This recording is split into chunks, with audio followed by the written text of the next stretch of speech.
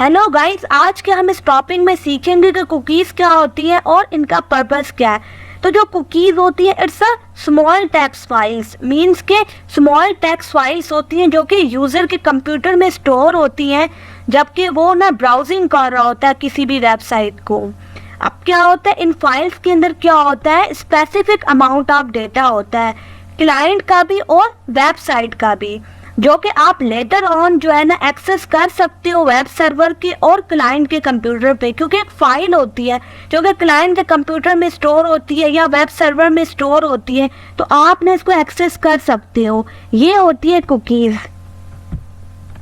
अब दो तरीके की कुकीज़ होती है, सेशन कुकीज़ और परसिस्टेंट कुकीज़। अब सेशन कुकीज़ क्या होती है, जो सेशन कुकीज़ होती है वो ना टेम्पररी कुकीज़ होती हैं।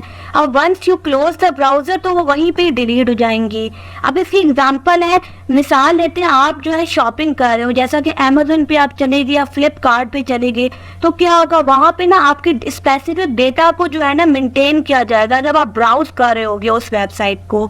उसमें क्या शामिल है, उसमें ये है कि आपके आइटम को ट्रैक किया जाएगा या जो है वहाँ पे ये ट्रैक किया जाएगा कि आप कौन से आइटम को ऐड टू कार्ट में डाल रहे हो, ताकि आपका प्रेफरेंसेस नोट किया जा सके ड्यूरिंग द सेशन। इस वजह से इन कुकीज़ को जो है ना वहाँ पे स्टोर किया जाता है कुछ टाइम के लिए, ताकि आपके प्रेफरेंसेस को नोट किया जा सके और आपको जो है ना उसी जो है ना प्रेफरेंसेस से रिलेटेड जो है ना आइटम्स दिखाए जाए।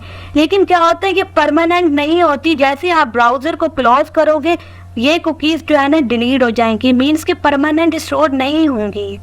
अब जो दूसरी टाइप है वो है परसिस्टेंट कुकीज़। अब जो परसिस्टेंट कुकीज़ है वो ना यूज़र के डिवाइस पे रिटेन रहती है for a selected period of time, until जो है ना यूज़र उसको खुद से नहीं मैनुअली डिलीट कर लेता।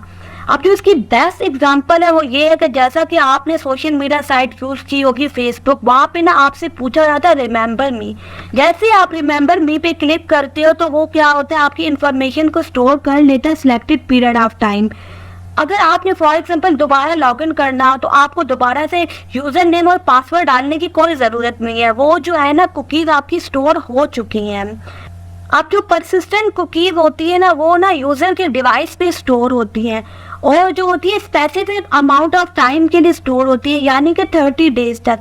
मतलब अगर आप जो है बीच में खुद से इसको मैनुअली डिलीट करना चाहो तो आप कर सकते हो, अदरवाइज जो होती है 30 डेज तक आपके डिवाइस में स्टोर रहती हैं।